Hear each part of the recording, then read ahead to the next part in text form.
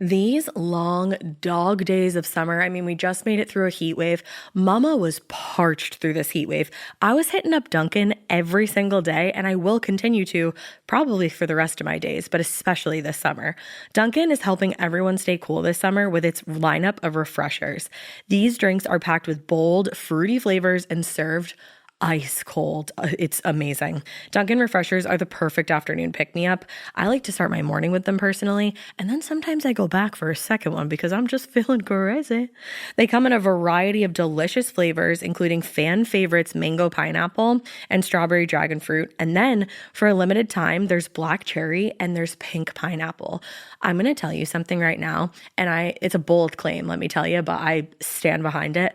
Pink pineapple will change your life. It is so good. It has me feeling like I'm sitting in a pool, resort side, just living, honey. It's so yummy. Try your favorite flavor with green tea, sparkling water, lemonade, or Dunkin's all-new limeade. I haven't tried the limeade yet, but I'm going to. Usually I get my drinks made with green tea and occasionally lemonade, but I do really like the green tea. Or if you don't want to build your own, try one of Dunkin's curated refreshers like the Cherry Lime Ricky or the Ultimate Pink Daydream. The Cherry Lime Ricky, scrumptious. I could drink like 3 of these a day. They're so freaking yummy. Head to Dunkin' today and find your favorite refresher. Dunkin' refreshers contain less than 1% fruit juice. Limited time offer. Chilling crime cases are mysterious, but finding coverage shouldn't be. With the State Farm Personal Price Plan, you have options and can personalize your plan to help create an affordable price so you can get back to cracking all of life's bigger cases. Talk to a State Farm agent today to learn how you can choose to bundle and save with the Personal Price Plan. Like a good neighbor, State Farm is there. Head to statefarm.com to get a quote. Prices are based on rating plans that vary by state. Coverage options are selected by the customer. Availability, amount of discounts and savings, and eligibility vary by state. Ever walk past a place for rent and wish you could just take a peek inside? Maybe even explore the layout. Envision the natural light streaming through the windows, or plan where your vinyl record collection would go. At Apartments.com, you can. With tools like their 3D virtual tours, you can see the exact unit you could be living in. Really envision yourself in your new home with Apartments.com, the place to find a place. Hey, weirdos. I'm Alaina. And I'm Ash. And this is a full-ass morbid.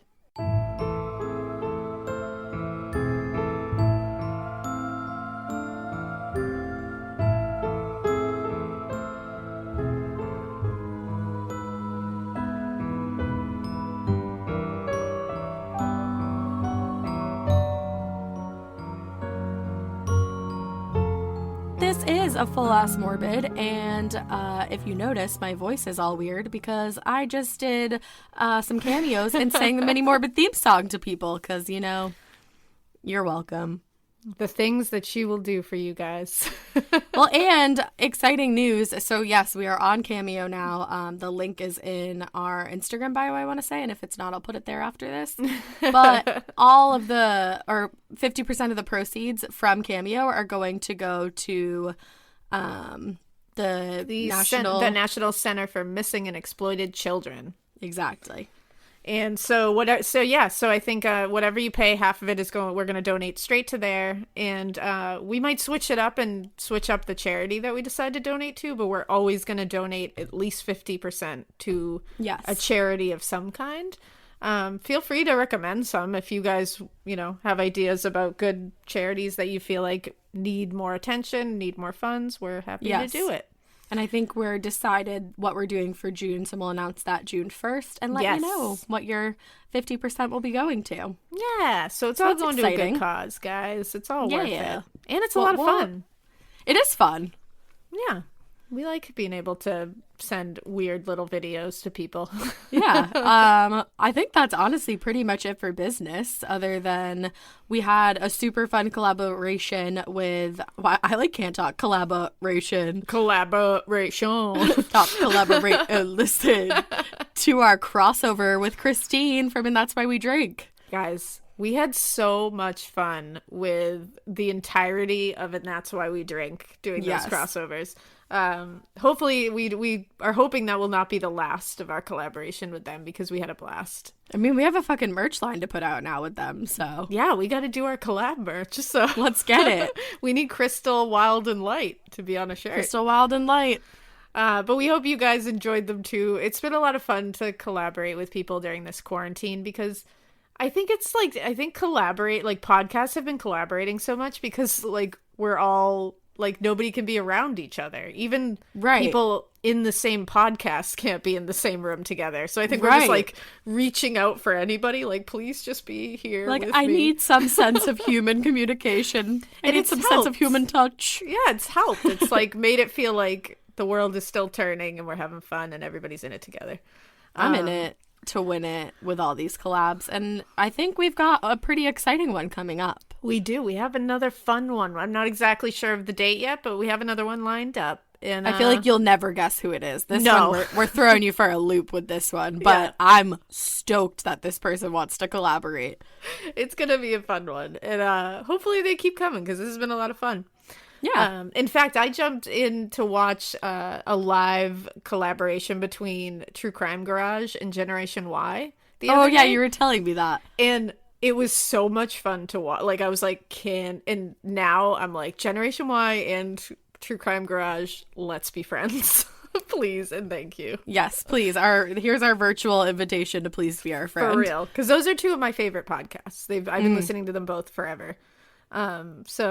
Yeah. So hopefully, let's make that happen, everybody. Go bug them and tell them that they need to do a collaboration Let's with do us. it.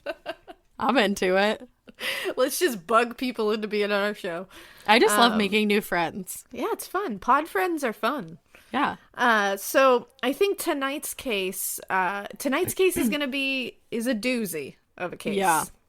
It's been highly requested lately, though, and honestly for a really long time. Yeah, and it's been on my list to do, and actually we've gone to do it a few times, like a few weeks. Yep. And I've gone into it, and then I was like, I'm not ready to do this one this week. Because it's heavy. And it's so frustrating, because this one is, I still, right now, as I sit here, don't know what I think happened. I really don't. And so tonight we're going to be covering the case of Kendrick Johnson. Okay. So Kendrick Johnson, this is just, I'm going to go about this the only way that the best way I think we can go about it, which is because I don't have a absolute, like, this is what I think happened. Right. I'm very much like all over the place with it, which I think a lot of people are. Like, I think it's really hard to have a concrete opinion about this. Because there's so many possibilities and, like, different theories and... Exactly. Like, I have an idea of what I think might have occurred, but, like, I can't lay it down concretely. So what I'm going to do is I'm going to go at this as unbiased and just give you the facts. We're going to tell you what we think, maybe just, like, speculate. Yeah. But, you know, everybody's going to take what they think from this, because unfortunately it does not have a whole lot of answers. Which is always so frustrating. It is. It's so frustrating. So we'll start this off. Kendrick Johnson was 17 years old. He was known from his friends as KJ. His family called him KJ, which is such an adorable that's wicked nickname. Cute. I love KJ. that. And I just picture like a little kid named KJ. Yeah. Like, I don't There's know. a little kid named KJ on Don't Be Tardy, which used to be on Bravo. I love it. He's like the cutest little nugget. I love that you immediately connected Bravo. You were like, Bravo connection. It's just how my brain works. Anything is a Bravo connection. It's such a talent. So he grew up in Valdosta, Georgia. His parents are Jackie and Kenneth Johnson. They have been extraordinarily outspoken since their son's death, and you will find out why. Yeah, that's so important, though, in a case like this. Oh, yeah, and there's so many times where you hear of a case where you're like, the only people who believed that, you know, it was a conspiracy and it was a cover-up were the parents, and they fought and fought and fought till the bitter end, and then it turns out they were right. So it's like, you gotta listen. So Kendrick was known as, like, pretty quiet, but, like, not quiet as, like, standoffish. He was just, like, a quiet like soul. Yeah. But he was also known, his mom said he was a jokester around his house. That's how she described him. That he was like the light of the house, that he brightened up the whole house. Like his absence is very felt in their house. He kind of has a face that like tells you that about him. He has a very sweet face. Yeah, exactly. Yeah. Like a lighthearted face, if that makes sense. Yeah, it's just one of those it's a friendly face. It's like very rare. He was also very athletic. He played 3 different sports, but his favorite was definitely football. Okay. He had dreams of playing college football and hopefully going pro at one point. He went to Lowndes County, Georgia high school. So he went to Lowndes High School. It was in Lowndes County, Georgia. Okay.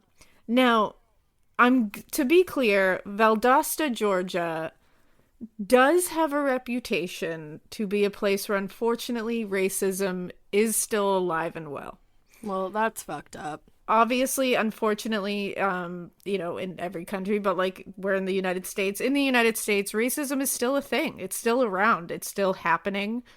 We're seeing it all over the place. We just saw it recently in the news, like a big, So, unfortunately, in Valdosta, there is an unfortunate reputation that it is very alive down there. Which is like so unacceptable for this point in time in this country. It really is. It's insane. And, I am not saying everybody who is from Valdosta, Georgia is racist. No, by no means. Yeah, I do not want anybody taking this as like, your whole county is racist. No. There's racism everywhere. Exactly. And it just so happens that Valdosta, when you Google Valdosta, Georgia, a lot of articles come up that have to do with racism. It's just, there's a lot going on down there. And so this is a case of a young black man who died tragically, regardless of what way we cut it in the end. And the sheriff's department and the investigators that went about this case are all white dudes. Oh, this is just the facts of the case. This is obviously something we're going to all have to kind of keep in the back of our minds as possibly clouding how this was handled and whether it was handled as an accident or a homicide. That is something. Yeah, and it's just something we're all going to have to keep in the back of our minds. It's a possibility that it really does affect this case, unfortunately. Well, it's just like in like the Jeffrey Dahmer case, because they were predominantly gay men. It's like this. It's the same deal. Certain things are going to affect, which is unacceptable, completely unacceptable. And in this case, it's how race. It goes. And we also have to flip this on its ear and wonder if this was a white student who they found dead in this manner. Yeah. Would it have been handled differently? Obviously, probably. We will never know until, that situation arose, but we can speculate. And my personal opinion is this might have been handled quite differently. Right. But, we got to float the question into the universe. If this was the races were reversed, would this have been looked at more closely? Well, and people do need to ask questions, like, no matter what. Like, of course. That's how the world works. Yeah. And it's like, take it with a grain of salt, but these are just the facts. So, because unfortunately, race is going to play a big role in this case and how it was handled and the fact that it's still not really figured out what happened. Yeah. Yeah.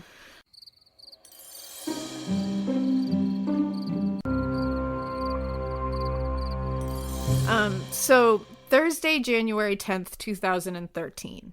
CCTV caught Kendrick walking into the school gym at 1:30 p.m. Okay. I think in the school gym there was like an old gym and a new gym, they called it. Oh, and okay. He was walking. My high school was like that too. Yeah, and he was walking into the old gym where there were 4 CCTV cameras. Okay. So 1:30 p.m. they have him walking into the gym. He was going to be staying after school that day to watch a freshman basketball game. So he didn't come home. It started getting late. By 10 p.m., he wasn't home. He hadn't called. Oh, God. So his mother's worried. His mom's like, what the hell's going on? He should have been home. So she immediately goes out searching for him. She's like, I'm going to drive around, see if I can see him, and if I find him, I'm going to kill him. Like, he's got to come home. Right. So she's driving around. She can't find him. She's asking. She's calling his cell phone. She's getting nothing. By midnight, she was freaking out, so she called the police. And the police were like, okay, like, you know, he's a teenager. He's probably just out past curfew, like, fucking around. Like, teenagers do that. They're irresponsible. Right. Ash used to do that all the time. I was just going to say, it's so funny because it paints such a picture, because in high school, I would go to basketball games and be like, oh, yeah, like, I'm going to so-and-so's house after, and I was not going to so-and-so's house. It's very... We've all been there. So see, it wouldn't be too crazy to think like, oh, you know, maybe they're just fucking around with curfew. So he didn't come home all night. So January... That I never did. No. And so January 11th, 2013, the day after, Jackie, his mother, goes to the school and she's talking to the administrators, the teachers. Have you seen Kendrick? What do you know? Was he in school for the whole day yesterday? Like, you got to tell me something. So, and of course they figured if he stayed out all night and like fucked around with curfew and all that, she was like, I figured he had to go to school the next day. Like he was going to go to school. So I was going to get him there and be like, now I'm going to kill you. So, and she was probably just like, what the fuck? Like, this is not anything she's ever had to deal with before. Exactly. So they offered to help. They said that he was not marked as being in school that day. And they said, why don't we print up, you know, help you put up like posters, like missing posters. We'll ask around to kids. So she's like, cool. Good. So this is when she hears from teachers too, that teachers are like, whoa, he didn't show up yesterday to his 3rd and 4th period classes. I was going to ask you that because 1:30 is like normally school isn't over yet. Exactly. Typically. So they were like, wait, what? And they were like, yeah, he didn't come to his 3rd and 4th classes. So they look at the CCTV footage and he's entering the gym at 1:30. That seemed to be the last that anyone saw or heard. Right. So 10:30 a.m. that day on the 11th, when she's in school asking, like trying to get information, 10:30 a.m. They, like I said, they have the 2 gyms, the old gym, the new gym. The old gym was kind of used for storage as well as like, you know, gym activities, like smaller ones, because it's a small gym. Okay. But the storage was mainly around the perimeter of the gym, and there were gym mats that were always rolled up in a corner. I can literally picture, like, the gym that was in my school. I feel like everybody's gym had those gym mats that were always somewhere. Yeah, the big blue ones. Yeah, and some of them were vertical against the wall, and then some of them were rolled up and, like, laying horizontally on the floor. Yep. And they were rolled up very tight. Like, they were, like, wrestling, cheerleading, you know, tumbling mats. And they were all 6 feet tall and about 3 feet wide. So this group of kids who, according to some sources, a couple of these kids were the superintendent's daughters. The superintendent is Wes Taylor. They were hanging out. He is. They were hanging out in the old gym. And they notice something they're looking over at the mats, and they notice that there's something white sticking out of the rolled up gym mats. And this mat that they see the white thing sticking out of is against the wall vertical. So then they notice this is a pair of white socks sticking out of one of those mats. Oh, God. And they're like, whoa. So then they look closer and they see that there are feet in those socks. So now it's looking like someone's in that mat. So they they call a teacher over. They lie the mat down on its side, and they said that they immediately all smelled like vomit and decomposition, basically. Oh, God. And they see a little blood, and they see that there is a human being inverted inside of that rolled up mat. Right. So they've found a dead body. That dead body is Kendrick Johnson. That's what happened in between then for you to find a body like that? This is when things get really frustrating. So in a school, too, of all places. There's a lot that we're going to talk about that just doesn't have answers. That is very frustrating. Right. So they call the police immediately, obviously. And so these bunch of rolled up mats that he was found in were, again, always in the gym, very tightly rolled up. They were stacked up against each other and next to, like, small bleachers. But they were bleachers that were only, like, 2 bleachers high. They're not, like, the big bleachers you're thinking of that, like, go up almost to the ceiling. So it's not easy to get on top of these, like, mats. And especially, I would think, to lift another human onto them. Yeah. So a lot of kids, so you had to, like, pay for lockers at this school to, like, for gym. a lot of kids didn't want to pay for the lockers, and so they would throw their things in these mats to keep them safe while they were, at sports or whatnot. Right. And honestly, that doesn't even make a whole lot of sense to me, because I'm like, that seems like hard to retrieve back. Okay, I was thinking that, and I just was like gonna move over it, not to like interrupt, but I was like, that doesn't even make any sense. It doesn't. A lot of kids said that they did it, so I guess it's a thing. It would feel like it was easier to steal. Like, yeah, I'd be like, for a locker. What? Yeah, it's just a weird place to put them. Like, I would shove them behind the mats, if anything, not in the mats. Or like in the bleachers. Yeah, it's weird. But so Kendrick was found in these mats, feet upwards, head down, inverted in the mat. One of his arms was by his side, facing his feet, so up, like not reaching forward. The other arm was in front of him. The mats are very tightly rolled and wouldn't allow any normal sized person really to squeeze down into them without getting stuck or even not being able to go through them. Police had found a pair of shoes next to him in the mat. Okay. So there's a pair of sneakers squished next to him, like behind his knees. Probably like they were put in there afterwards, you would think. When you look at it, it's the only explanation is that they were put in after he was put in. It doesn't make any sense. There was another pair of shoes, which one of the shoes was outside the mat and the other one was in the mat, but it was under his head. So on the floor. So there's two pairs of shoes. Yeah. 3 shoes in the mat, 1 outside the mat. Exactly. And the one shoe that is in the mat, like in front of his face, basically, is on the floor where, we assume he's reaching for. That's what everybody's thinking. Okay. But that shoe that's in front of him on the floor, it's sitting there, and there's a pool of blood on the floor underneath his head because he's upside down in this small area. Blood is going to rush to your head. It's going to rush to the lowest point of gravity. Yep. And regardless of how you're laying after you die, there will be purge fluid that's going to come out of orifices in your face. You're going to purge blood. There's going to be stuff coming out of your nose and ears and eyes. So even if there's no wound, it will still come out of your nose. You're still going to purge, stuff. Yeah. And it's still going to be like a mixture of blood and all kinds of because the blood's not moving around your body anymore. Exactly. So it's just leaking out, basically. Okay. Which this kind of harkens back to John Wayne Gacy, how he used to shove things down the boys' throats because he didn't like that after they died, they leaked. Right. So he thought doing that, he would stop them from purging out whatever was in there. Okay. So that makes sense that he was lying upside down or hanging inverted in a very tight area. Yeah. So he purged out fluid, but the shoe that was in that fluid is on top of the fluid. And there is no blood or fluid on top of this shoe. So meaning that was already there when the shoe was put in there. So the shoe was put in there like hours after he passed away. Assumedly, because of course we can think of, was he grabbing the shoe? He grabbed the shoe and realized he couldn't get out. But then I've heard people speculate that, okay, was he already like purging fluid and then he dropped the shoe into it?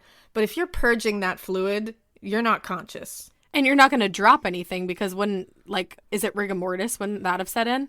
Yeah, but you probably would drop the shoe, I would think, eventually. But it just doesn't make sense that he would be conscious enough to drop that shoe. Right, while purging already that fluid. Exactly. So that doesn't make sense to me, and there's really no explanation to why that shoe is on top of that fluid and that there's no fluid or blood on that shoe. Now, does that shoe ever get identified to a human?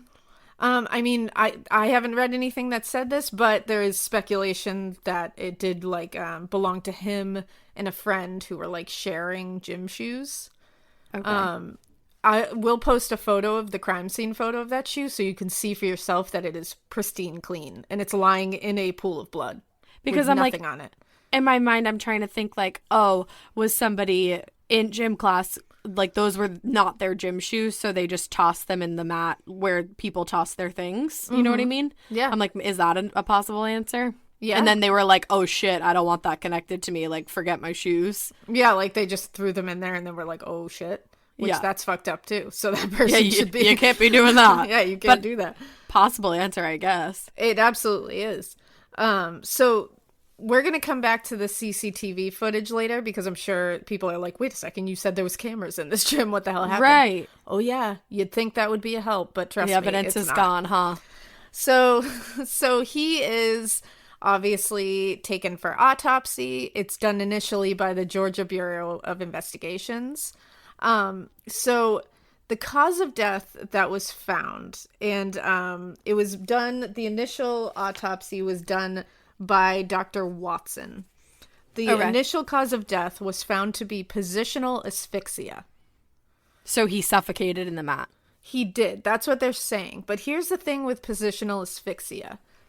It's very rare. It's often found in infants, in like car seats or something, where somebody will put their child, an infant, in a car seat and let them fall asleep. And then the infant will flex their neck forward to touch, like their chin will touch their chest. Yeah. And they'll cut off their airway and they will asphyxiate that way. Okay. Or the kid will put their head in a different position, like back or And to same the thing. side. It's like hyperflexion, and they will suffocate. So they're saying that because he was upside down and he was upside down for what they determined to be 21 hours. Wow. Yeah. So he was upside down in that mat for 21 hours. They're saying that he was smushed in there, couldn't breathe, cut off all oxygen because now his body is cutting off any air coming from the top. So he's nothing, he can't breathe in there. He's being smushed and Right. he's upside down, so he's suffocated. Now, That's a fucking nightmare. yeah, the thing is, it's a lot of it has to do with hyperflexion of the neck that I found, like all the cases of positional asphyxia. Did he have room for his neck to He be didn't. hyperflexed? Well, no, and gravity wouldn't allow it because Right. hyperflexion is like when you put your head back, so like the back of your head's touching your, almost touching your back, Right, or your right. chin is touching your chest. He was just hanging there, so of course could he asphyxiate? Absolutely, it's a very big possibility. Yeah. And being upside down for that long, you are going to die eventually. All the blood's going to rush Your to blood head. can't be in your head for that long. Yeah, and you're going to go unconscious, then you're going to lack oxygen, and boom, you're done. But it is, and I think the doctors are even kind of like, positional asphyxia is kind of one of those like, yeah, we're going to call it that kind of things. Because we don't know what else to call it. We don't know what else to call it. But they basically said it was accidental. This was a tragic accident. I don't believe that at all. Well, and what the sheriff's department concluded, they were like, okay, it's an accident. It's a tragic accident. What they said was they were like, okay, so he had some kind of gym-related class at that time that he was in the gym. They said multiple sources said he and another student, like I was saying, shared a pair of gym sneakers. Yeah. And they said one class he would use them, the other class the other student would use them. In between, they would store them in one of those mats so that the other one could just retrieve them whenever they needed. Right. So they said January 10th, when he disappeared, was a few days after everyone had come back from winter break, and the gyms had been cleaned and organized and tidied up.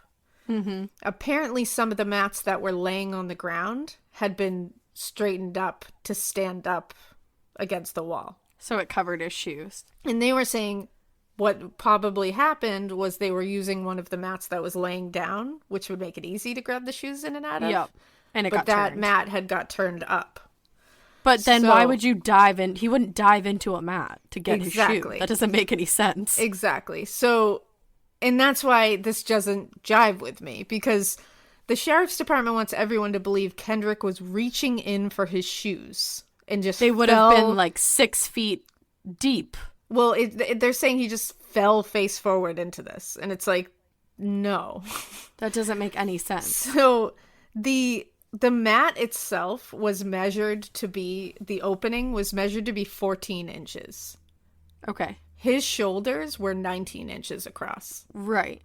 So it just doesn't really make sense. He had to be like actually like genuinely like smushed in there. And the only thing I can think of is he was reaching with one arm down to get that shoe, and that makes your shoulders less wide if you Right. do that. But even if I'm willing to concede that, he's not going head first into a upright mat to get his shoes. Because if anything, you just knock the mat over. Exactly. You'd knock the mat over and you have your shoe. Exactly. It's like you would just look to see which one had your shoe. Maybe you would like peek over the top to see which one had your shoe. When you see your shoes, you just tip the mat over and get it that way. The other thing, had he fallen in, I feel like in an accident, he'd be yelling for somebody to come help him. Thank you. That is my other thing is again, this is like 1:30 in the afternoon. There's people coming in and out of that gym. There was a basketball game, like a pickup basketball game going on in that gym. If he fell into that mat, he would start yelling. You would be screaming for someone to help you. You're stuck and you're panicking. Someone would hear him. It's a small gym. And it's a gym. He's going to echo off the walls. They're going to hear people outside. It takes a while to suffocate. Exactly. You're not going to go unconscious right away. That's just not how it works. And that's not what happened. How did no one hear him screaming Somebody did. for help? There's no way that you would be upside down in a mat, suffocating and not being able to move and panicking and not screaming or making some kind of noise. And in the first place, I don't think he entered that mat alive. No. Already, I'm like, no. Thank you. And that's where I sit. I can't tell you what happened.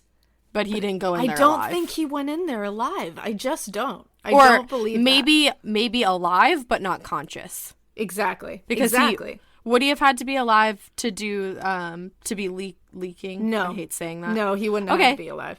Okay, so maybe he either wasn't conscious or he wasn't alive. It just happened shortly after death. So I don't believe he entered that alive, or at the very least he didn't enter conscious. I really don't. I agree with you. I don't think this was a tragic accident where he fell face first into because he just never would have dived or dove, however you want to say it, into a mat to get a shoe. That's literally preposterous. And that's the thing that, like, no matter what kind of evidence they bring forth to be like, oh, this was a tragic accident, I can't get my brain around the idea that, like, I mean, teenagers are stupid, but that's not... I don't know anybody who would dive head first into something that is very clearly too small for them to get to. We're also, like, pretty lazy. We wouldn't go to that effort. We just kick the mat over. But that's the thing. It's like, I love how you're saying we like you're a teenager still. I know. I realized that after I said it. I feel like I put myself back in the gym for this episode to, like... You were like, us youths. No, but you know what I mean? Like, yeah. I'm thinking of myself in that gym and, like, what I would have done. So I'm like, teenage me would never be like, I'm going to fucking muster up the effort to dive in there. I'd be like, fuck that. Exactly. Well, and the other thing is, it's like, okay... These mats are 6 feet tall. Right. So did he jump up in there? The math doesn't add up. Like, you wouldn't... I don't think Kendrick would look at this 6 foot tall mat and be like, okay, if I squeeze my head down into this mat and try to get it that way, you're not even going to be able to reach the bottom. Never mind get yourself back up. Your whole body's going to be in that mat now, and you know this. The other thing is he wouldn't have been able to just, like, standing, like, peek in there. He would have had to, like, jump or something onto it, thus making it fall down. Which, in any event, he would just be like, let me just knock this over real quick and get my shoes. Like, right. So moral of the story is that didn't happen. Too much work. It's too much work, and it's logically just doesn't make sense. It really doesn't. Mm-mm. So what did happen? So all right, so there is a death scene video, like, that the investigators took where they're walking from the parking lot into the crime scene, and they have they give you the whole scene. And it shows the mat that Kendrick was found in is on its side, like because they had knocked it over, the kids and the teacher, to get him out.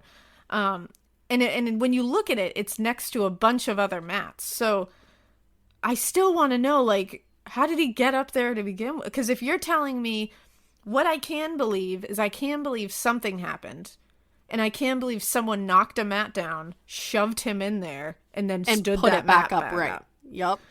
What I can't believe is that he somehow got into it, like, in this mat himself, because I don't know how he even got in there, if that's the case. Somebody had to have put him in, and I agree with you, while it was laying horizontally, and then just pushed it back up. Because there's mats on either side of the mat that he was in, so it's like, how would he have even got up there? Right. It would have had to been laying in the middle of those two mats, like, protruding outwards. Yeah, it's very it's strange. And then, like we said, the noise factor. He would be screaming or making some kind of noise. Someone would see struggling in that mat. He would be 100%. thrashing around trying to get out. Right. Somebody would be like, "Why is that mat like grooving over there?" And somebody moving would be and like, yelling. "Yeah, like come on." And it's like, and honestly, I think it's pretty insulting that the sheriff's department is spinning that tale and being like, everyone just believe that, because it's like, wow, you must really think we're stupid. Well, because if you take literally 3 seconds to give that a shot in your mind, you're like, no, that doesn't make any like, I wouldn't do that, and I don't think anybody else would either. And that's the thing. It's like you can be like, wow, maybe it's a tragic accident. And then as soon as you look even just past the little film that's in front of your face, you're like, oh, and you can just pull that shit right apart. You're like, none of that makes sense at all. But I think people like a quick answer. They like to be like, oh, nothing happened. That's such a bummer. Let's move on now. And it sounds like they really wanted to, get this gone. Yeah. So speaking of the crime scene. Yes. The crime scene was not exactly taken care of. Good.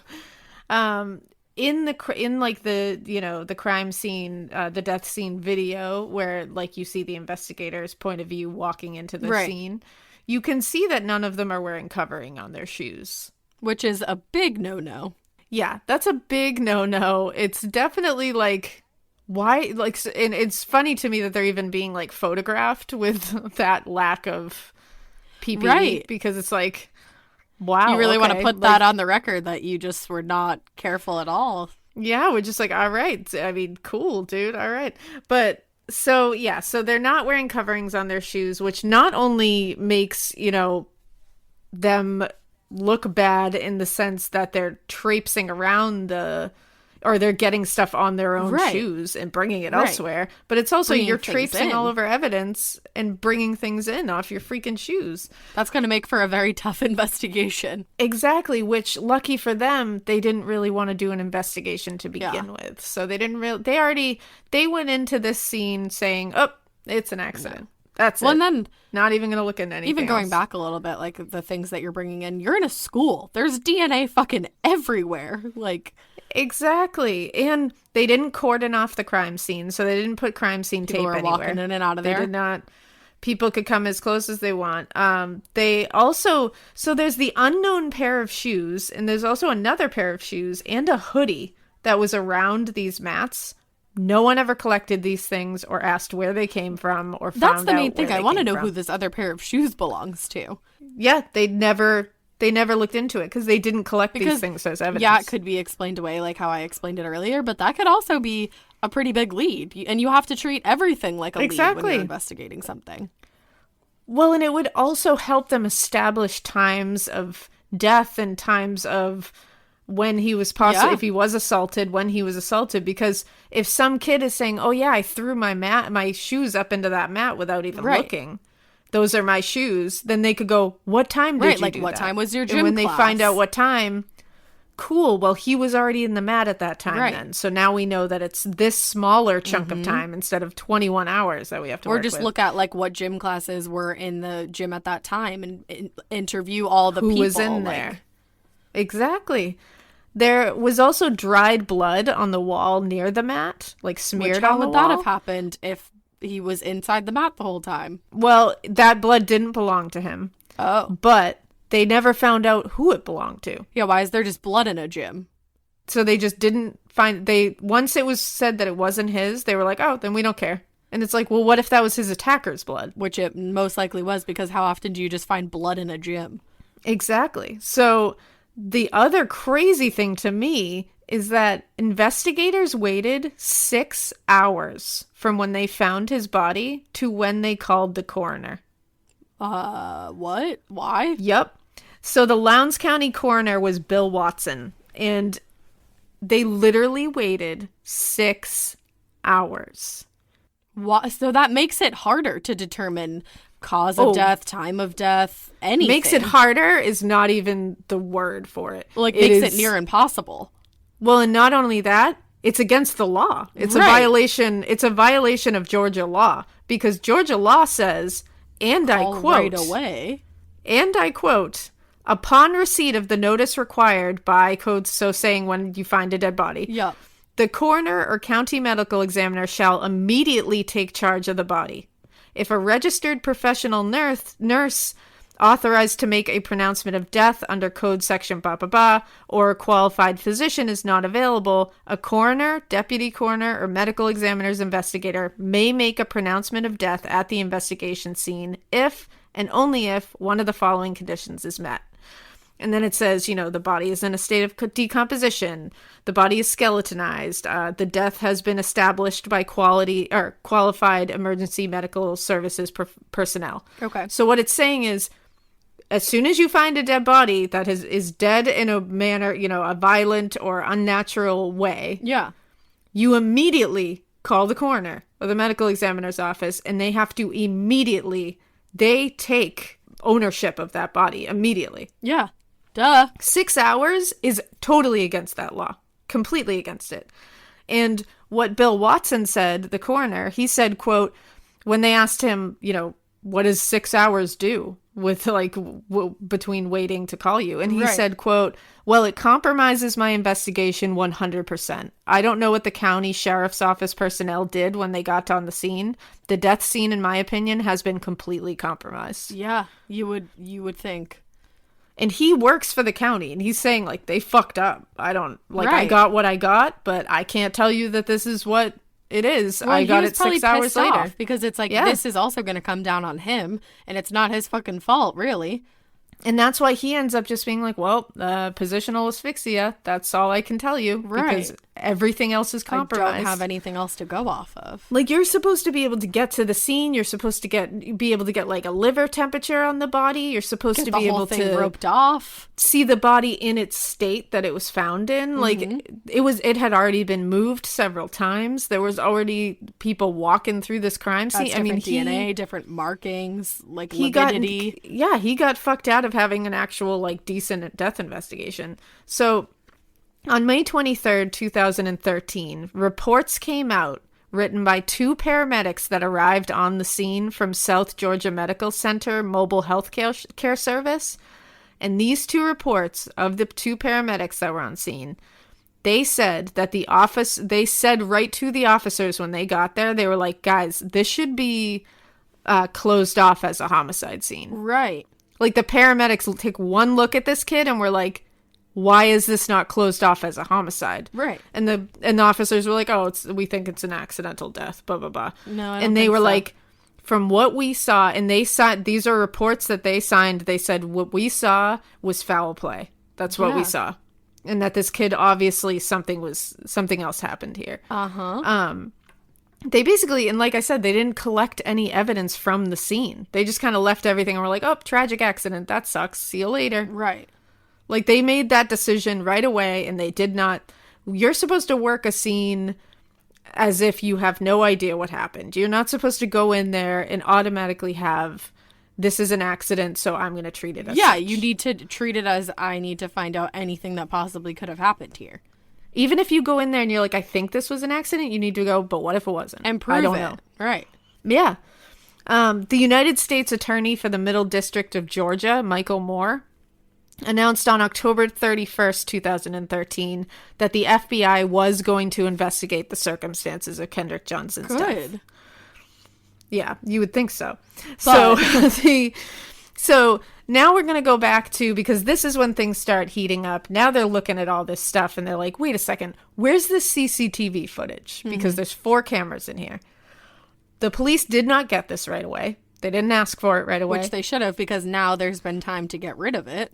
Now they've just let the school hang with the CCTV footage. And sometimes things are cut off. It will only be from a certain date to the certain date, and then it gets rid of everything else. Exactly, which that's not what happened here, but they literally just let them have this footage for however long. So to hit do me up whatever. with what happened. I gotta know. And then they asked, and when the police asked them to turn it over, they didn't go and get it or have somebody bring it to them, like an IT person. They just asked the school. They were like, can you just give us what you have from that day? So they let the school determine what they thought would be turned over. No. Now, when have you ever heard of that happening? Well, when a forensic, you'd be surprised. This happens a lot. That's when you hear like, oh, but there's surveillance footage, and you're like, where'd it go? Right.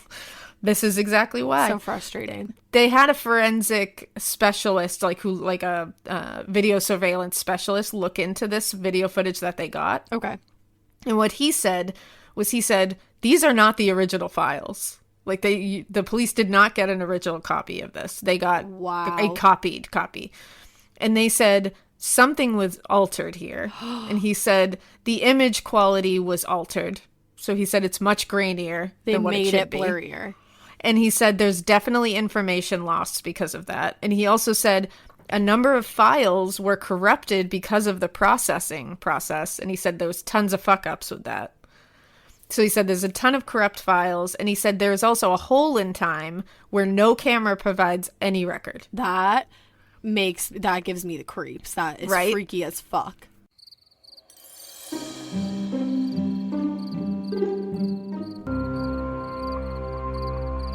And like I said, there was 4 cameras in that gym. And so the one camera records until 12:04 p.m. that day. Then there's nothing. Yeah, no. And then it picks back up at 1:09 p.m. Why? That doesn't make any sense. The second camera recorded until 11:05 a.m.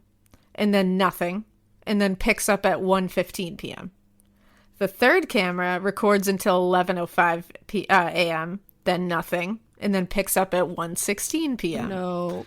The fourth camera records until 12:04 p.m. and then nothing, and then picks up again at 1:09 p.m. That's fucking terrifying, because you know why that's so scary? Somebody that worked at that school had to sit there and get rid of that fucking footage and knows exactly what was on that footage. That's what is so frustrating. Fucked. That gives me the chills, because it's like, you know what happened, and whatever happened was not good. No, and these are a couple of hours for all of these cameras that are just not accounted for. Right. That's sinister as fuck. Accounted for. And it's like, we should have this whole thing on camera. There's 4 cameras in that gym. Right. What the fuck? That's the whole purpose of them being there. So I think this is, I mean, the family, Kendrick Johnson's family, immediately had their ears perked up right from the get-go. Because they're like, nobody cares and you're fucking up this investigation. Well, they could see from the get-go that this was being treated as, this was a tragic accident, let it go. Nope. Move on. And don't let it go. Well, when this whole CCTV thing came out, they were like, what the fuck? This is not an accident. So there is a lot of photos that go along with this case. Mm-hmm. There's a lot of photos of Kendrick after his death that are very scary. Mm-hmm. They're not pretty. They're not. I found one of them. They're real gruesome. If you're gonna go look for them, they're everywhere. Forewarned. I mean, literally everywhere. But just be forewarned that it's a lot. You're gonna see a lot. It's not the fact that it's like a dead body. It's the fact that it's a dead body in the condition it was in, that you're trying to tell me it was an accident. And it's like, no. Yeah. It's definitely, he looks very deformed. And a lot of people got into a big, like, hoopla about these photos, because also the family themselves were the ones who released these photos to the public. So they want you to see these photos because they want you to see. This wasn't a fucking accident. Yeah. Exactly. So this is like, if you're looking for them, like, know that you have the family's blessing to look at them because they want you to see. But the problem there's one problem here. There's one photo that he looks decidedly worse in, and it's a close-up of his face. He's very bloated, very disfigured. I mean, his lips are all messed up. They're swollen. I mean, he looks like somebody took something very heavy and just slammed it into his face. Okay. I mean, it's a really bad photo. That's the photo that the family used a lot on their signs and stuff to be like, look at his face. Like, how can you tell me this is an accident? Right. That he died of asphyxiation. Like, this is not. But the problem with that was they were saying this is what he looked like when he was found. That's not what he looked like when he was found. It was 6 hours after? Nope. It was after an autopsy. Oh. Now, if you don't know what happens in an autopsy, that might not mean a lot to you because you're like, okay, well, whatever. But the problem with that one is when you look at the photo of him right after they found him, he still looks horrible. I mean, he's disfigured because he's swollen and his features don't look like him. Because again, all the fluids and blood rushed to his head Right. and his face. Right. So he looks very bloated, very swollen, it's scary. But this other photo just looks drastically different. And they were putting these on signs and saying, this is what he looked like. He obviously was beaten. He was obviously assaulted, blah, blah, blah, which I get. I totally get. But the reason is the first time that the family saw him was after his autopsy. They saw this. Right. That doesn't look like your child. And if I saw that, I would be like, someone assaulted Explain my that child. to me, Like, yeah. there's no. So I totally get why they took that and were like, this is a beating. But the problem is, it misled a lot of people into thinking that that is the face of somebody who's beaten in the face, when in reality, in the autopsy report, I have the autopsy report right here, they did open his skull to look at his brain. So when you open someone's skull, the way you do it is you make an incision around the back of the head, connecting the temporal bones, then you flay the scalp forward, laying it on the face, and what happens is the skin of your face is going to slip down. It's going to be different than what you look like Before. normally. Yeah, because And then they're going to use a bone saw to open up the skull, take the brain out, put it back on. Then you just kind of pull the scalp back on top of that kind of like wonky skull cap. but it won't basically. look the same as what it did before. You're because going to it look a doesn't little have- different. Yeah. Yeah. The skin That'll is going to change you. slip. It's going to loosen up. It's going to make, and they also, they opened up his larynx. They opened up his neck to look at that. So Right. things are going to shift and move, and, along with all the swelling and the fluid and, But it's also, I think know- it would be important to explain that to a family. And I hope that was explained to them. It exactly. doesn't And sound I like think it was. people saw this and thought it was the result of a beating that he looked like this, when in reality, I'm pretty sure it was just from the autopsy that he autopsy. just happened to look a little different. Yeah. But look, it took you like literally maybe a minute to explain that. Yeah, and that's the thing. Somebody should have just been like, this is obvious. This is not from Right. wounds that he received, And that would from a give the beating. parents like some kind of peace and comfort, Yeah, and honestly, I mean, all photos of him after death are really horrifying anyway, so it's not Yeah. like you look at it and you're like, yeah, but when you see him right afterwards, he doesn't look like he's been beaten Okay. about the face, but, the other one he does. But a lot of people got upset when they found out that that was from an autopsy and not from that, because they felt like they were being misled. Okay. When I don't think that's the case. Right. They just were going with what they And I had. don't think that was the intention, exactly. Exactly. I don't think that was the case at all. So, but they did get a little bit in trouble for that. So, either way, looking at him again, like I said, not great. He definitely looks real rough. And it probably made it really hard to determine what was a wound and what was just swelling and Right. blood pooling. And you're going to have to determine what was a hemorrhage and what is just blood pooling. Well, and the average day-to-day person doesn't realize that all those things happen after death. I mean, you really only understand that if you study death. Exactly. Or you work in the death industry. So in it's the like, crime world, yeah, but after 21 hours inverted in a small, hot, cramped position where every fluid is settling into the lowest point of gravity, shit's gonna look real rough. And livor mortis is like I've said a million times before on this show, livor mortis is when, blood settles in the lowest point of gravity after you die. It's going to be visible to the naked eye within a couple of hours after Right. death. It's going to be at its maximum peak between 8 and 12 hours after death. So he was well over that time frame of being inverted in this strange position. And so he was going to have, over the peak livor mortis, just reddening of the face, discoloration, swelling, blotching, all that good stuff. all of the above. Now, Reverend Floyd Rose, he was part of the Valdosta Southern Christian Leadership Conference. The family asked him to aid in an independent investigation into this now, because now they're just looking for any help, because no one's listening to them. No one's willing to talk to them. No one's willing to even look at the possibility that this is not a tragic accident. So he agrees to help. He became a big player in this case. He supported their investigations.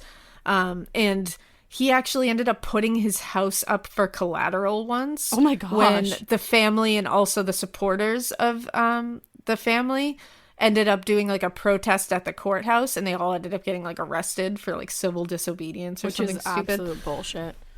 But he put up his house as collateral to bail them out. Wow.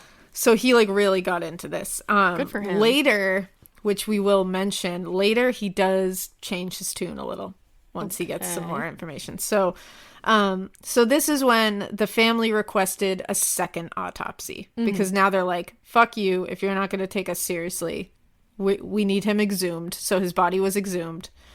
And they hired a private medical examiner named Dr. William Anderson. Okay. If you Google Dr. William Anderson, he's from Florida. He's done a ton of cases. He's worked with Dr. Michael Baden. Oh, shit.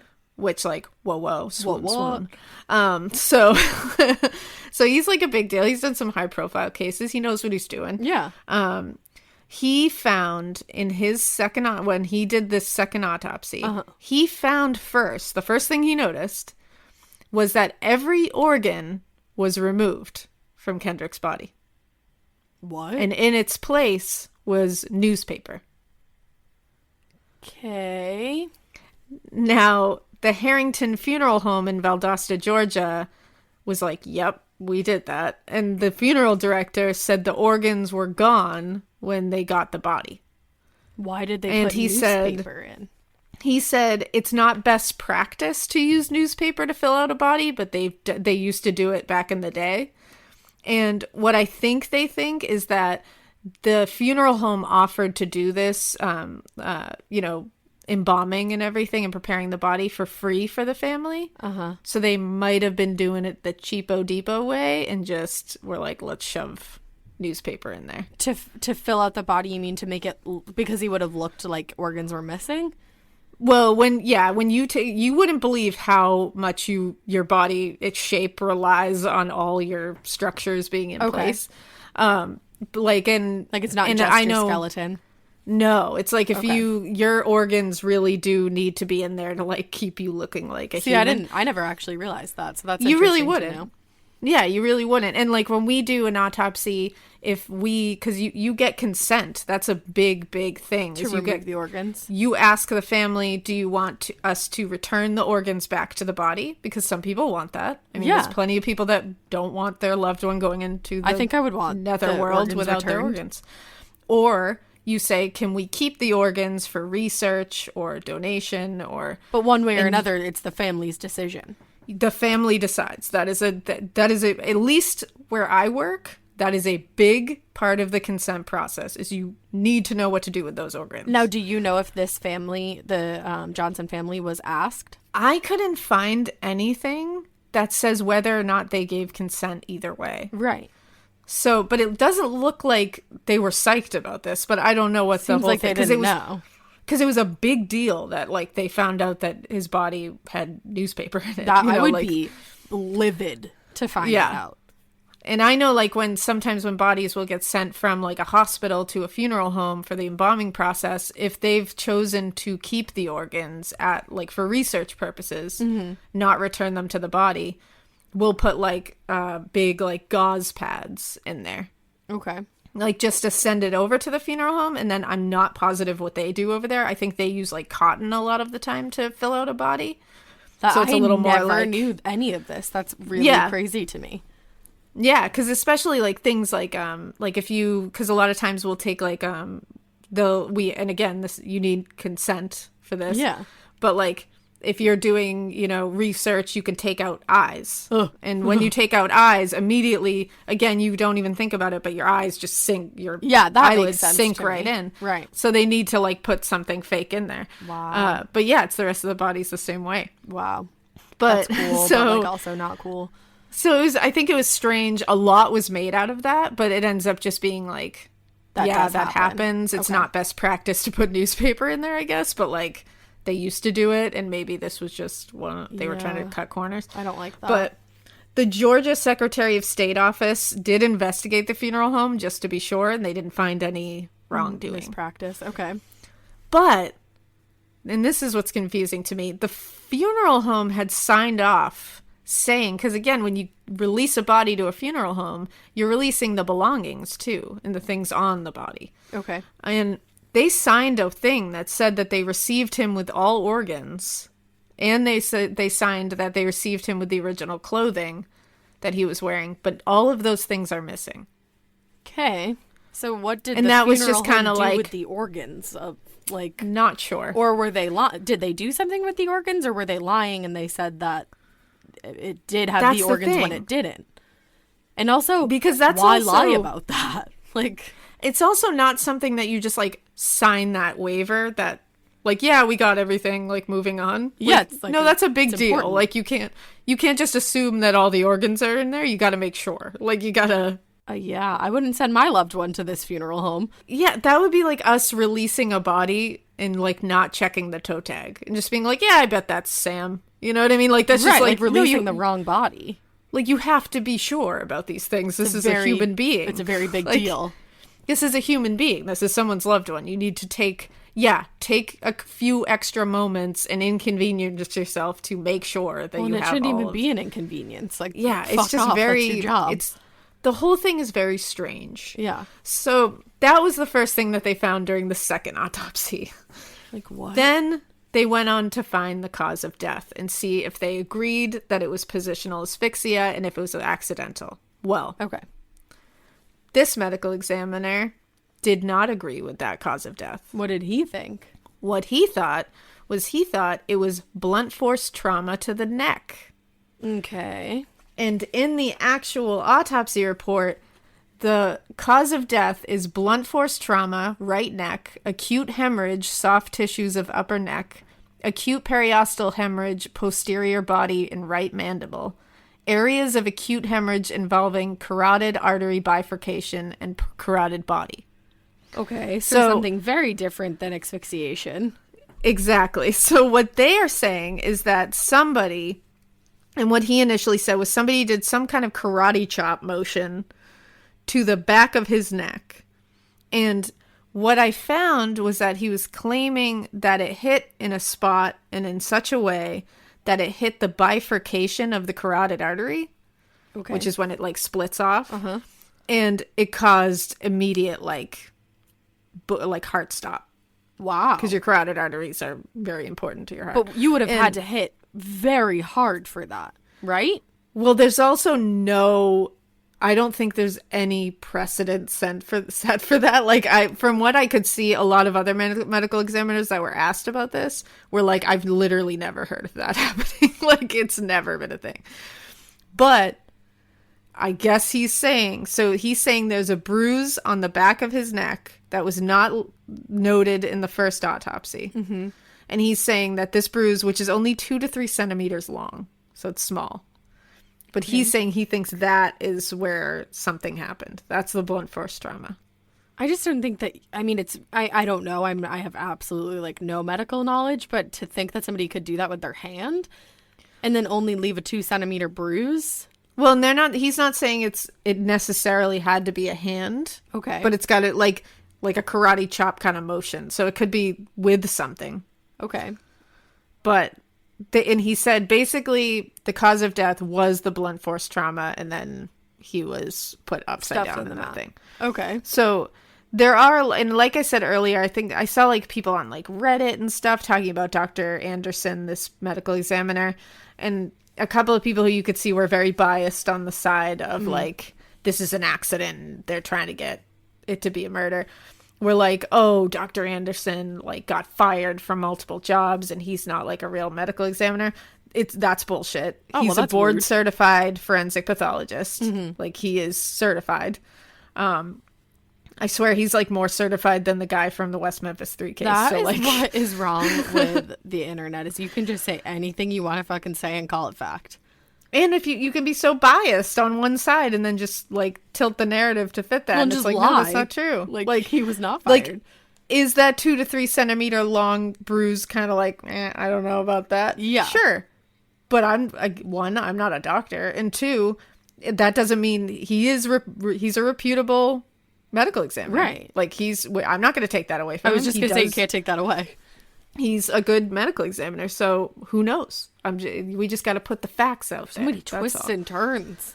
So, on March 17th, 2014, CNN reporters said that they got an anonymous email They got this, they didn't get it, but they were able to get access to it through the Georgia Open Records Act. Okay. And this anonymous email was sent to the sheriff's department. Okay. It was dated January 27th, 2014. And it was written by a teenage girl, but she wanted to be anonymous, but they ended up obviously finding out who she was. I didn't know about this. I knew a little about this case going in, but I definitely didn't know this. Yeah, I'm there's a lot of straight up twisties. on the edge of my seat, not even lying to you. It's very stressful. But she said in this email that someone had confessed to murdering KJ. Oh my God. And it explained where this confession took place, when, why and how. She named 4 students.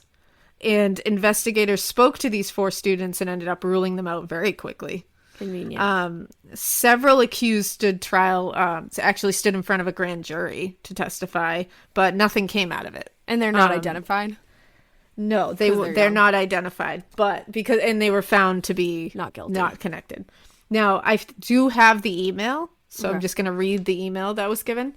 It says, "My best friend was at a party Saturday night with Redacted, and Redacted was upset about something that Redacted had said to her. So her and my best friend started talking, and by the end of the night, Redacted had told my friend everything that the whole nation has been wondering for the past year. She told my friend what really happened to Kendrick Johnson. Redacted said that about a little over a year ago, she had sexual intercourse with Kendrick Johnson while she was dating Redacted. Redacted found out and threatened KJ. KJ told Redacted to meet him in the old gym after 3rd block and he would have his knife ready. Redacted met KJ and killed him. Oh my God. Redacted also had been heard admitting to killing KJ more than once over the phone. His brother, Redacted, also got drunk at a party on the 4th of July and told many people that Redacted killed KJ and that he, Redacted, was tired of keeping it a secret." So that's fucked up. So that email is crazy. It names, when it brings up the brother, like, this person's brother said that blah, blah, blah.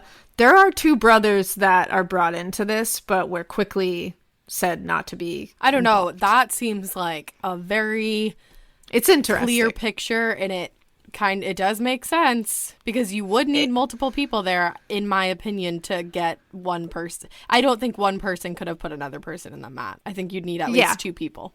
I definitely think that if this is the case, then I think there's definitely more than one person involved. And like teenage boys and girls, it's like, oh God. Exactly. And everything's very dramatic and very life and death when you're a teenager.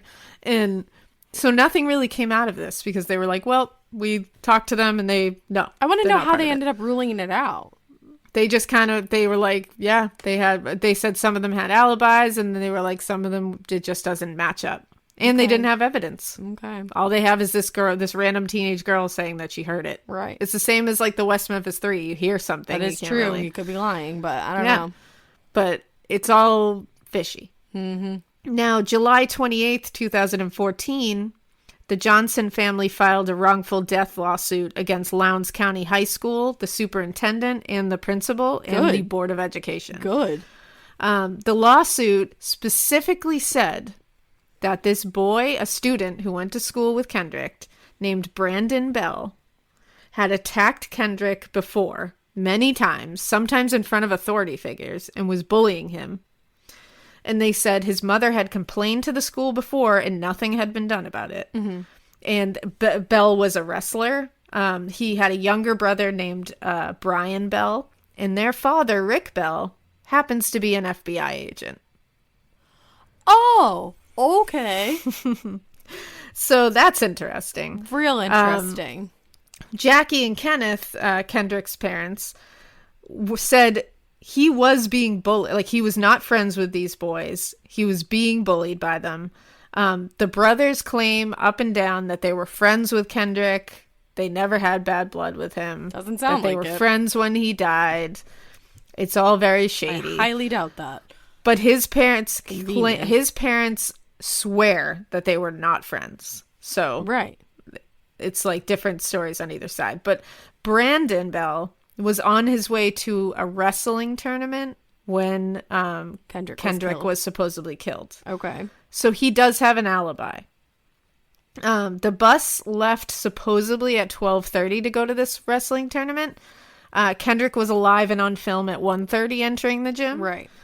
Later, there was some like hoopla because people were looking into like the trip, like itinerary and stuff for that day, trying to, because, you know, like web sleuths and all tear it that. apart. And they were trying to find out, you know, like, did it actually leave at 12:30, or is he just hanging on to this story because he doesn't think people are going to look into it? Right. And a teacher had previously put an itinerary of the trip somewhere online. And it said the wrestling match started at 4 that day. So. And people thought that this meant that the bus left at 4. Okay. So it became like a thing, like he could have been in the gym. But it turns out the wrestling match started at 4. It likely left before he was dead, but we can't be sure. Everything's kind of wonky, you know? When was the wrestling match, like 4 hours away? I'm confused. It was. It was in so a different. It was in a different county. So okay. It was far away. And then his brother was supposedly in class at the other end of the school when all this was happening. So it's like, but the Johnsons believe this whole thing is a cover-up because their father is an FBI agent. They can make whatever they want to happen. And this, I was gonna say, they made whatever happen that they wanted with the footage, so that it's not it's not unlikely that a teacher would be like, nope, he was in class. And what they believe is that the school is in on this cover-up. They probably with got the paid off or police, something. and that it's Who a whole knows? conspiracy theory. Yeah. Which, I mean, you can look at it from the side of like, no, that doesn't make any sense, and you can also look at it on the side of Happened before. that makes a lot of sense. Yeah. So it's like, have you ever again, heard of hush money? It's not crazy to think that this could have happened. It's not. It bums me out that shit like this still happens. Yeah. And I guess there's CCTV footage showing Brian Bell walking away from the gym at one point in a white zip-up shirt, and what people thought looked like a stain of possible blood on his right arm. But that was actually just a logo on like that. But the CCTV footage was so grainy that it made it look like a swipe of blood. Jesus. But they showed the thing, and it is just a logo. But it also shows how quickly, like, you keep getting like jump to excited for a lead, conclusion. and then you're like, oh shit. And then it comes forward, and you're like, damn it. Right.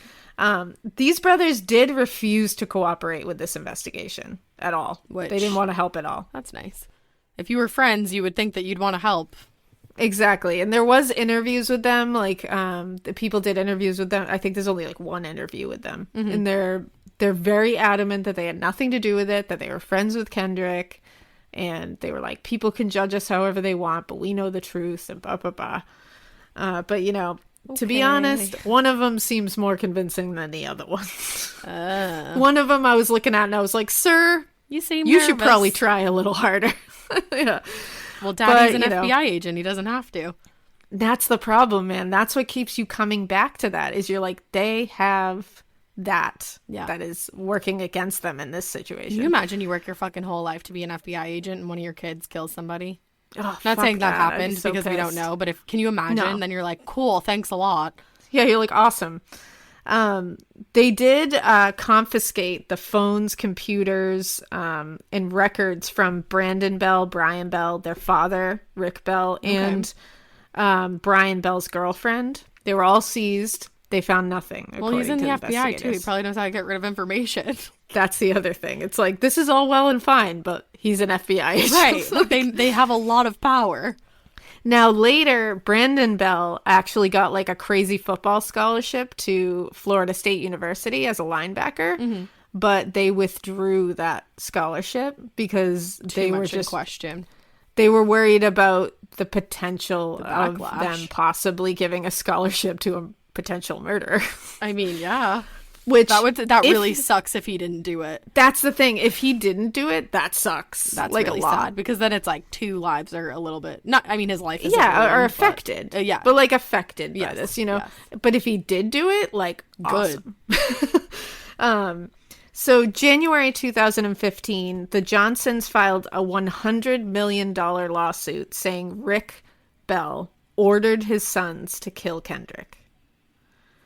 So they filed a suit saying this whole thing was planned. Hold up. What? That it was a big conspiracy theory, a big cover-up.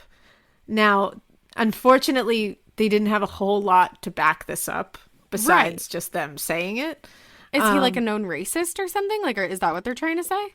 I don't think so, because I feel like if you're an FBI agent, you have to like... You can't be a known racist. You at least have to not outwardly portray your racism, But I would assume. What are they going off of that the dad wanted this to happen? Well, that's the thing. It's just like... I think that's the thing that was working against the Johnsons a little bit, is they started getting a little too... they were casting their net a little too wide when it comes to what they were going to accuse people of. Because like, they just wanted backfire. answers, I mean. They just want answers, and they deserve answers. Yeah, and you're going to go to all these wild places in your mind when your child it's your is child. taken from you. Right. Yeah. And my God, I hope they get answers, because I want answers. But... yeah. November 2015, the Department of Justice filed a motion to stay the case, and a stay of proceeding would mean that they would stop all further legal process. This can be lifted later, but this motion was denied. So Kendrick's mother, Jackie, decided she was going to dismiss that original $100 million lawsuit because she said they wanted to find out what the Department of Justice was going to see during their own investigation. Right. And then they would figure it out from there.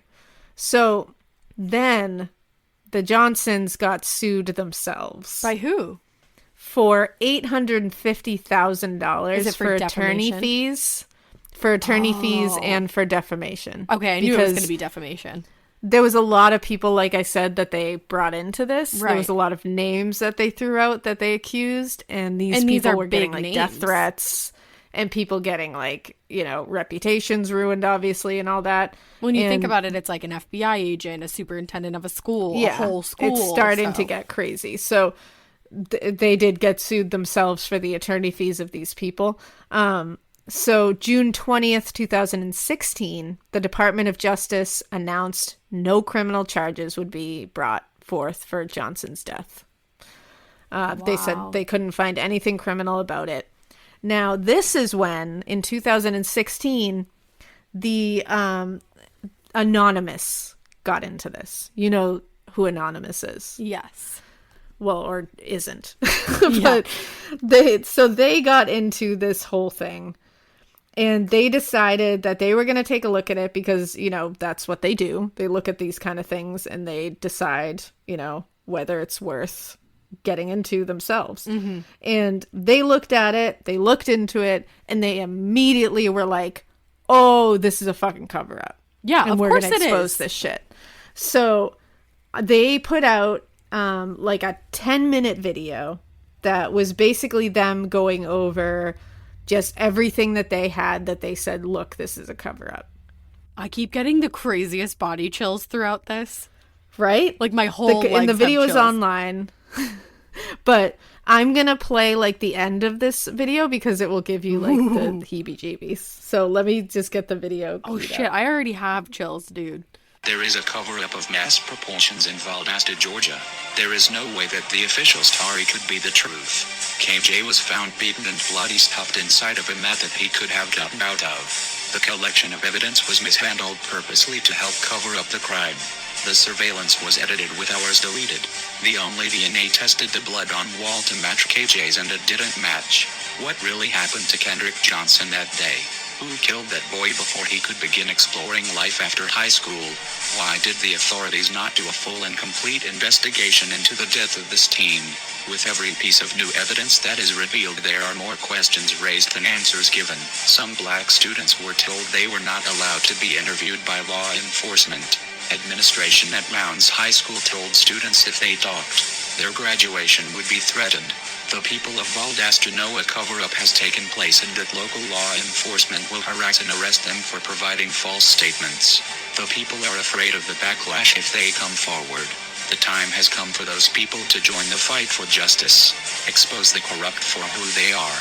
Expose the racism that is alive and well in Valdosta. The time has come to stand against the oppressors and fight for the truth. We are anonymous. We are legion. We do not forgive. We do not forget. Lowndes County, Georgia. You should have expected us. Yo, I'm freaking the fuck out right now. I don't know why. I almost started crying. Like, I'm a little bit crying. Doesn't it make you like Overwhelmed. emotional? Yeah. Because you just feel it. Like, you're like, fuck yeah. Like fuck figure out what these happened. people. Why wasn't this holy shit, I'm moved.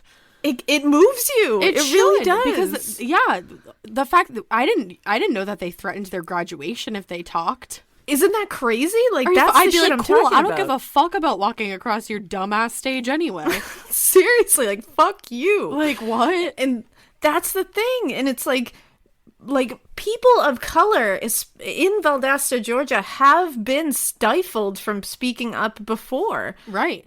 There was a recent article where there was a recent political rally of some sort where people of color were taken out of this and not allowed to even be part of it. I knew that. That's like, and it happened up. several times. And it's like, there is a history of this happening, and it's like, it does need to be addressed, and it does need to be taken into account. I just don't understand. Case. Like, I cannot wrap my head around 2020, this still existing. And I'm not saying it doesn't. I'm saying I know that it does, and I can't wrap my head around the fact that people are still so ignorant. And so racism is so crazy to me. It's like, right, hating someone because they look different from you. Like, or have a different color skin. Right. It just like, doesn't make sense. Why is one better than the other? It's beyond my comprehension. And maybe it's because, like, I mean, it is, you grow up in a family and it's told to you from whatever. Right. But, like, we happen to grow up in a family that was told the exact Inclusive opposite. Of all, right. So, well, it's I guess that's why. One race. Like, I know that racism exists in a lot of different races, but especially in the community of people of color. And it's like... Yeah, like black people are still not allowed to get ahead, and it's not... You can't go for a jog. You can't go to school. They're silenced. You can't go to the corner store. You can't even sit in your own house. Remember the guy recently who the police officer walked into his fucking house and shot him dead while he was eating ice cream on his couch? Yeah. Not bothering a single person. It's... Sorry, that's so frustrating. Right. It pisses me and off. That's why it's like, no matter what happened here, this was not investigated properly. No. And it wasn't investigated properly, quite possibly because he is a black kid, and it's not fair. Like, if it was a tragic accident, okay, but prove to me that it's a tragic accident by doing your fucking due diligence and get me the evidence that says it is. Because right now, you're not giving it to me. Right. And why? So far, why are you not doing it? Because it's like, so far, sure, I can...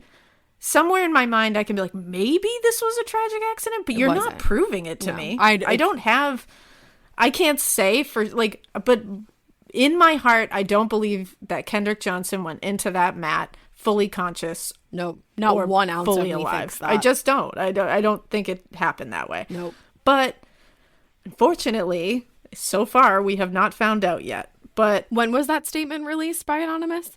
That was in 2016. Okay. So it did, like, people started looking more into it. I mean, they let out some stuff that people didn't know about. But again, not a lot was done because this case is, like, at a grinding halt. Right. But then on August 10th, 2017, the Johnsons ended up having to pay $200,000 of that $850,000 lawsuit for those attorney's fees. So the Lowndes County Sheriff, Chris Prine, he's a doozy. A bad doozy or a good doozy? A bad doozy. So CNN agreed, they did an interview with him, or he agreed to do an interview with them. So CNN shows up, he welcomes them into his office, and then immediately when they're like, okay, we'd like to talk about, like, the Kendrick Johnson case and, like, why you guys ruled it as accident, he stood up, said, I will not talk about that on camera. This is on camera. Like, why? And when the reporter was like, why won't you talk about it? He goes, because I don't want to talk about it with you. Okay, and sir. Not for nothing, the reporter was a black man. Just saying. Oh. And not only that, he took this man and he led him to the back door and was like, you can leave now. Like, he literally kicked him out of the sheriff's department the second this man asked about Kendrick Johnson. Like, you literally kicked him out the second he just asked. He didn't even imply anything at all. He was just not asked. aggressive. He did not accuse anyone of anything. He literally asked to talk about this case and why they ruled it an accident, and this dude lost his shit. If you were fully convinced in your investigation that this was an accident and that you gave it the best investigation you possibly could have, you would sit there and explain your hard work and explain why you felt that way, because if you felt that way, you feel strongly that it was that. Exactly. That's the thing that's really, it's like, He didn't want to have to sit there. He was afraid I guarantee he was afraid he was going to slip up in something he said. oh yeah, that's the thing. It's, if this is an accident, tell me why it's an accident, man. Right. Explain it to me. And you can't, because there's so much that they didn't do here that could have proved, no, this was not an accident. Well, and Reverend Floyd Rose, the one who like really supported the Johnsons, like opened the investigation for them. He did say, if the evidence says that he was not murdered, then we need to let it go. No, we don't. It was an accident. Disagree. And I think he's just basically being like, let's all try to heal from it, No, basically. let's not give up.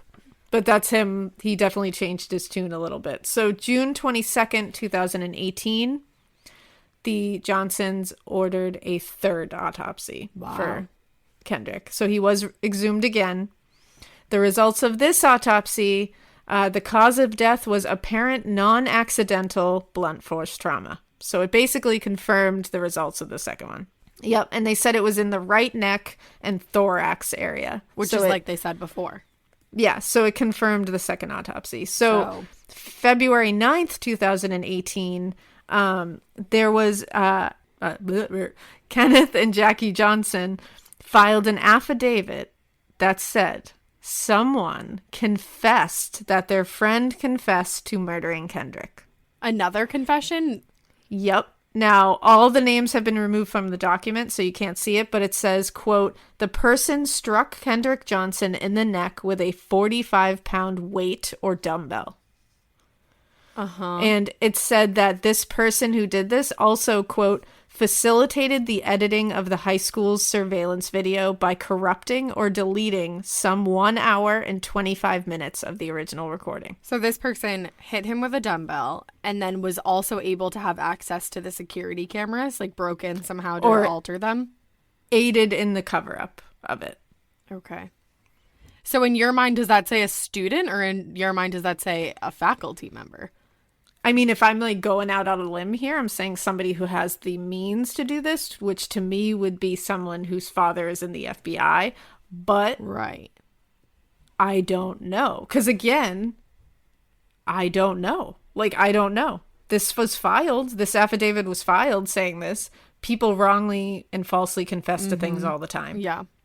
And this is so frustrating. High-profile case that people always want to be involved in attention with these things. So I don't know, and that's the thing that kills me. I'm like, I don't know. But the altering I don't know of what the to video, believe. I mean, you're so right. You're like, the nail is hit right on the head. It's like his dad worked for the FBI. But again, I'm not going to sit here and accuse Brian and Brandon Bell of anything, because there's also no evidence that says that they did it. Were there, right? Just like there's no evidence that says to the contrary. So it's like, where is that fucking security footage? Why? Exactly. Nothing is ever gone. That's my issue. Nothing is ever gone. I know, and it's like, where go is it, somewhere? Man? Well, after that, the only update I could find for this case is January 2020, so this year. Okay, a couple months ago, really. Yes, and Kenneth and Jacqueline Johnson filed a suit for $75,000, naming an FBI agent and his sons, Lowndes School Superintendent Wes Taylor, former Lowndes County Sheriff Chris Prine, Lowndes County Sheriff's Officer Stride Jones, Stephen Owens, the owner of a transport service, Lowndes County as a whole, the medical examiner Mary Ann Gaffney Kraft, and Robert Bryan, and a death investigator for the Georgia Bureau of Investigation. I mean, good. That's all I could find about that, and there's no update on it. That stuff takes so long. Yeah, but so far it seems like this thing just keeps hitting brick walls, and every time you think that there's something that's getting you somewhere, but it just crashes you have to to the ground. Keep going, because it's like someday if you give up, you don't know that the answer is still out there. It's like, Yeah. and parents don't give up on their kids. They just don't. No way. You just don't. I mean, you can't ever know. Like, I would never be able to give up until I had concrete proof of what happened. And I would just be going forever and ever and ever. Exactly. This poor family has probably spent now they're spending their entire lives dedicated to this. All their finances probably revolve around this. Like, just, if you know anything, come forward. Exactly. That's not fair. And it's so frustrating because I can sit here and I can logically say in my mind that sure, there is a chance that he fell into that mat and I think it's he suffocated very, and died. Very, very, very small chance. But it's a chance. Right. And it's still there. I cannot say with 100% certainty that did not happen because I wasn't there and because the evidence doesn't support either side. But where does the blunt force trauma come from? That came up in 2 out of 3 autopsies. But that's the other thing. So it's like, I feel like that almost takes that chance away. But why wasn't that noted in the first autopsy? And that wasn't even a real autopsy, I feel like. You also have to look at the fact that bruise was 2 to 3 inches long. That is weird. That carotid artery bifurcation, but blunt force trauma is really not a thing. Now I'm thinking, though, think of a dumbbell, and you know how they have those little etches where it's like, each one of them is probably about 2 to 3 centimeters. Yep, how it's like it's not a pentagon, it's like a many-agon, but yeah, you know what I mean. It's those little things, and one of those those little sides of it. So, it's absolutely possible, and that's the thing. It's are endless. Both of the sides are possible. If I have to lean towards one side, I lean towards homicide. Yeah, I lean towards he didn't go into that mat willingly, and he didn't go into that mat conscious. I don't even think I'm leaning. I think I'm fully on the side of. Yeah, I can't sit here. You're a very logical person. I can't comfortably sit here and say that I think he fell into that mat. No. I can't argue that side. I don't think there is any argument for that side, really. I think there's way too many arguments against that to rule it out as a possibility. Yeah. But it's like, I also can't say, I know what happened, because I don't. No, me either, because you definitely don't. But I think there's definitely a lot worth looking into, and I think things weren't done properly. They weren't done thoroughly. And I think that absolutely has to do with race.